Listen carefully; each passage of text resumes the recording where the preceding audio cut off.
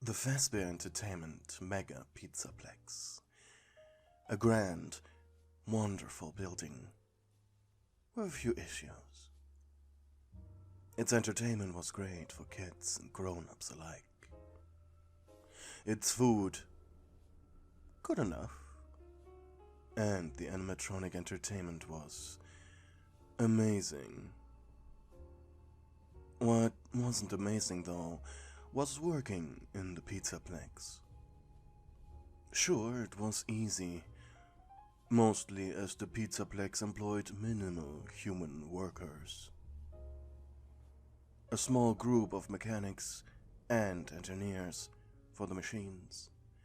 A day and late shift janitor who was in charge of controlling the huge battalion of janitorial staff bots.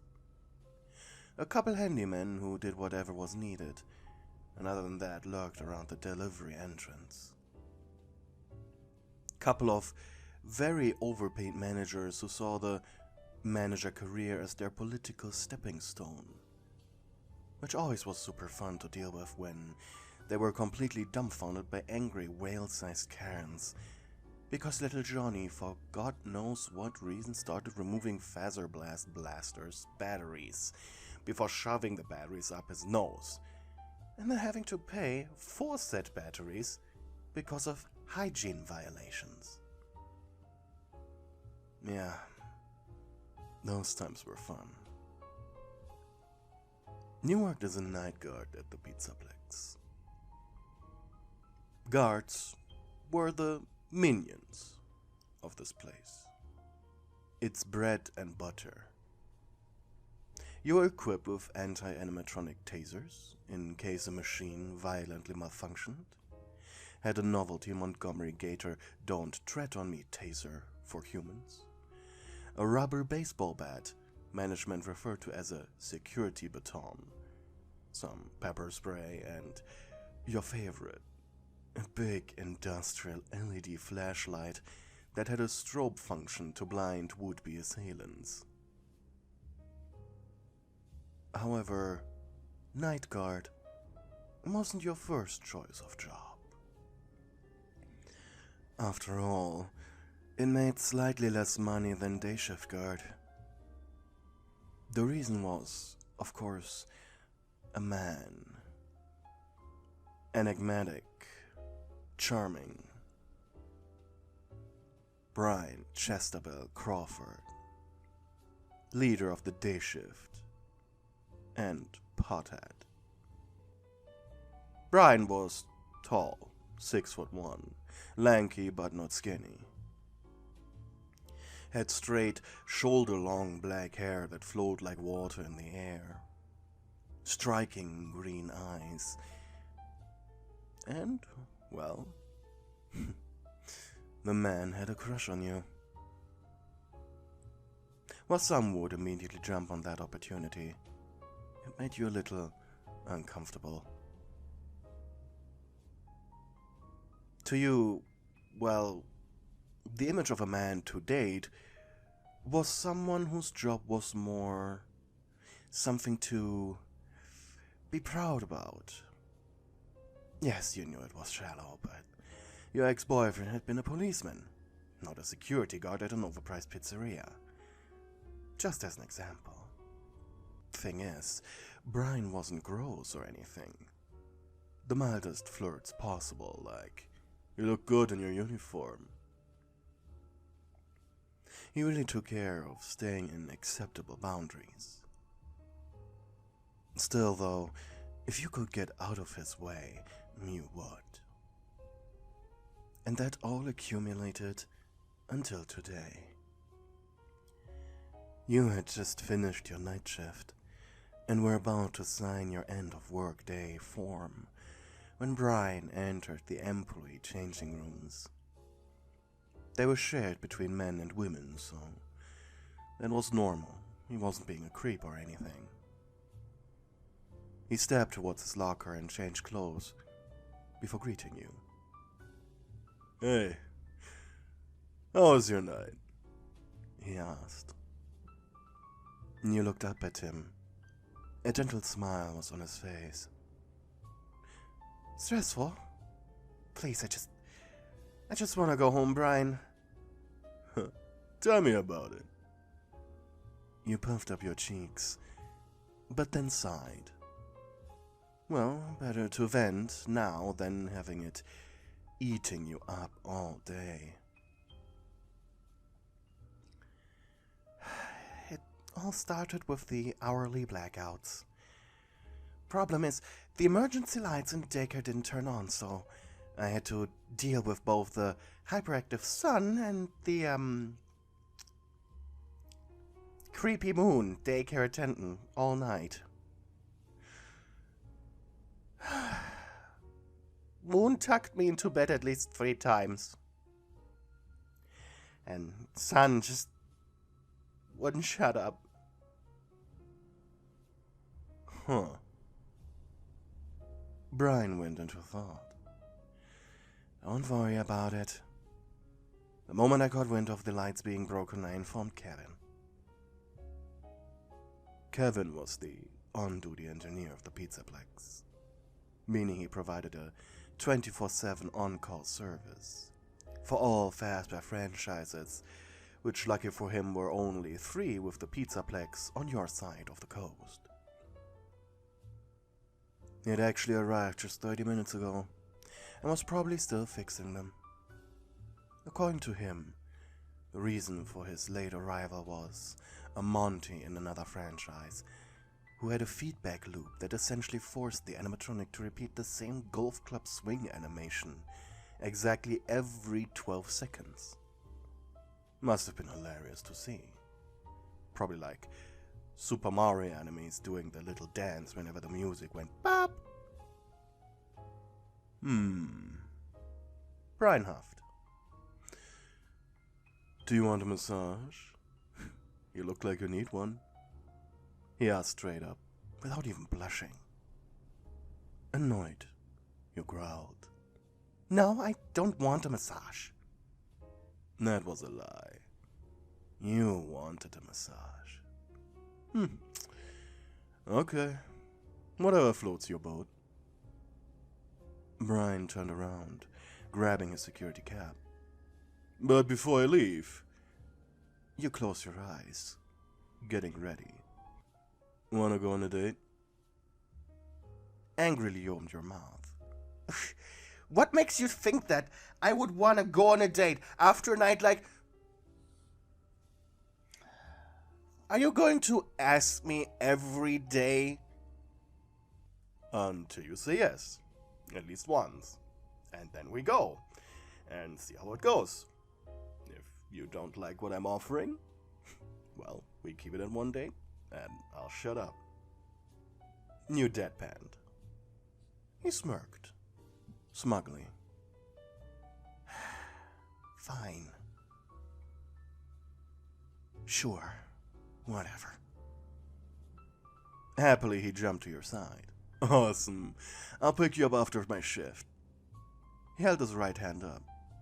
Goodbye, high five? Your eyes met, and he stopped moving entirely.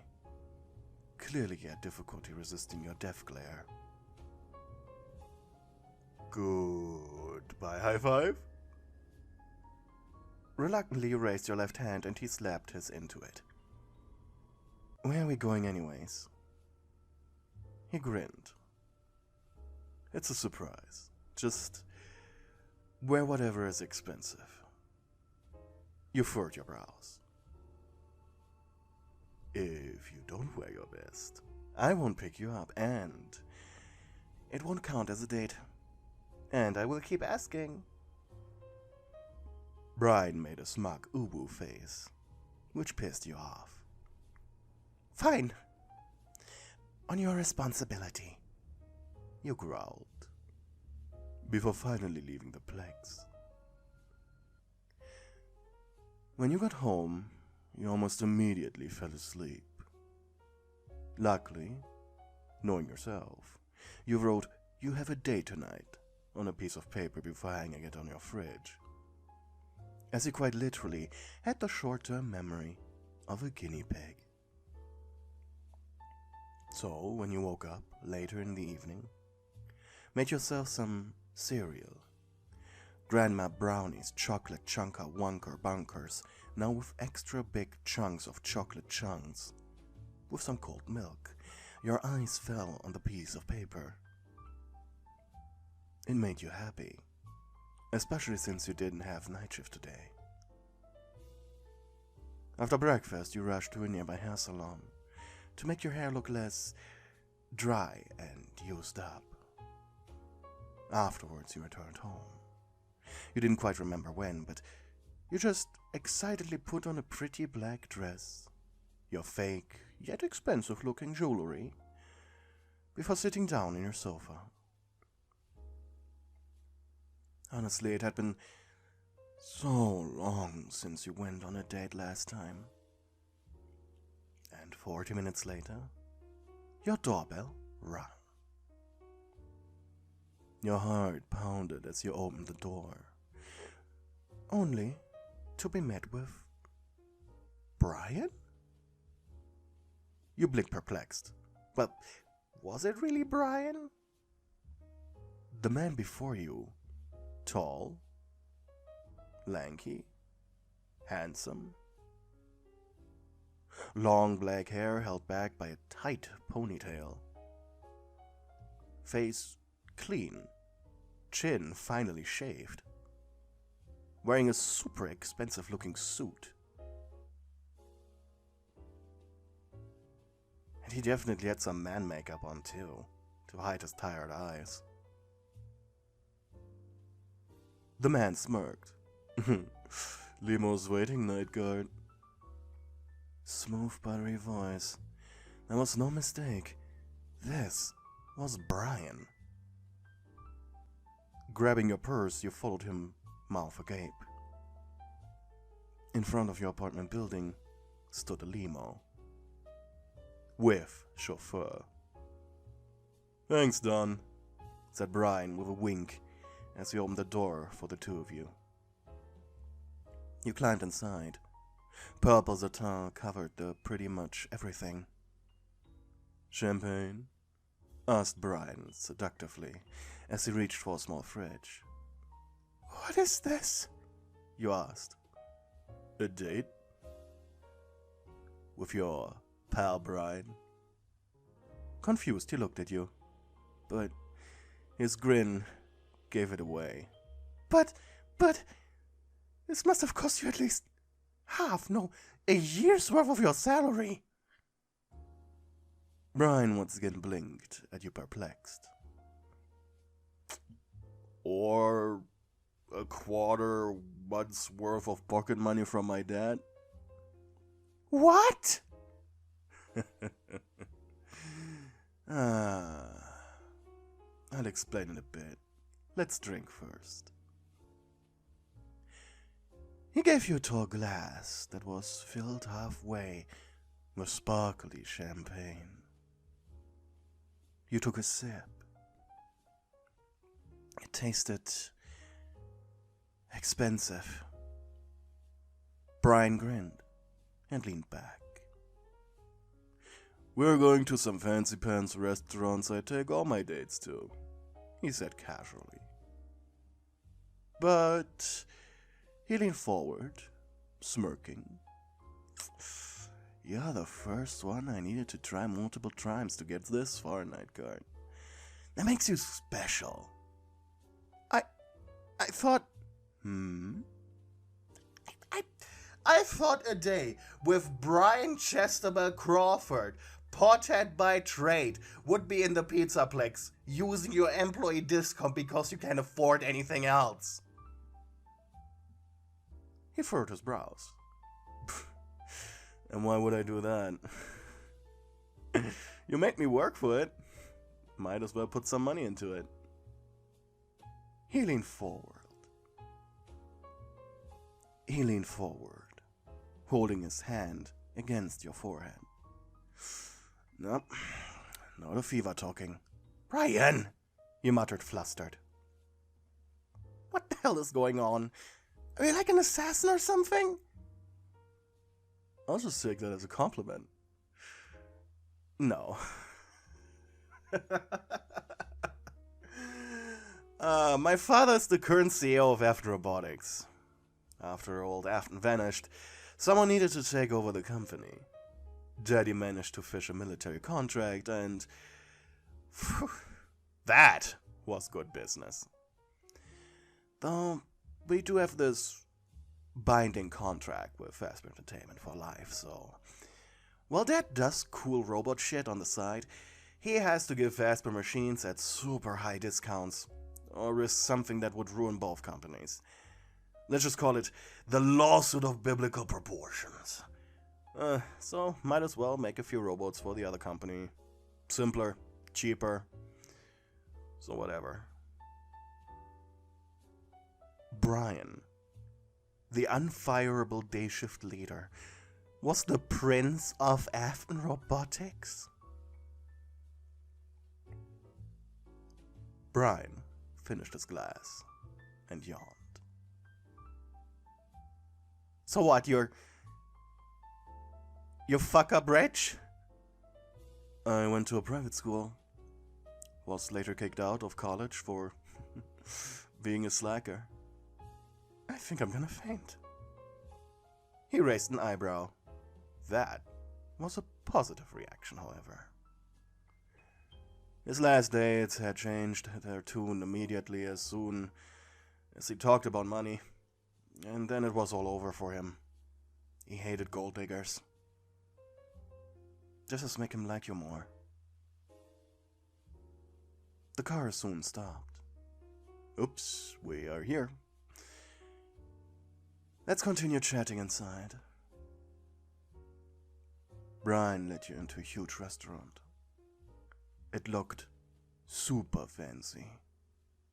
And despite your dress being, well, super expensive, it was super expensive for your pockets. It was still a knockoff brand. And you most definitely felt underdressed. The two of you were seated. The menu delivered. You went on ordering. Food was divine. Ambience was divine. And you felt treated like a princess by Brian. After a few wine glasses, Brian smiled at you.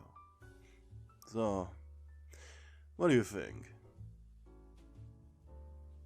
Are you impressed? You blinked. Honestly, you were a little intimidated. If there is a next time, may I choose the place? Brian's interest was fully awoken. Oh? And then let me pay? I don't even want to know how expensive this is, and I'd feel horrible if I just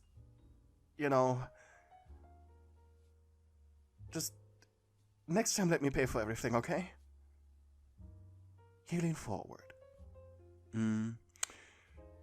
Okay. I'm listening. Let's go bowling or something.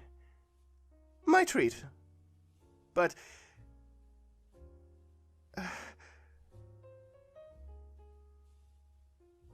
after all this, that would just feel like cheap crap.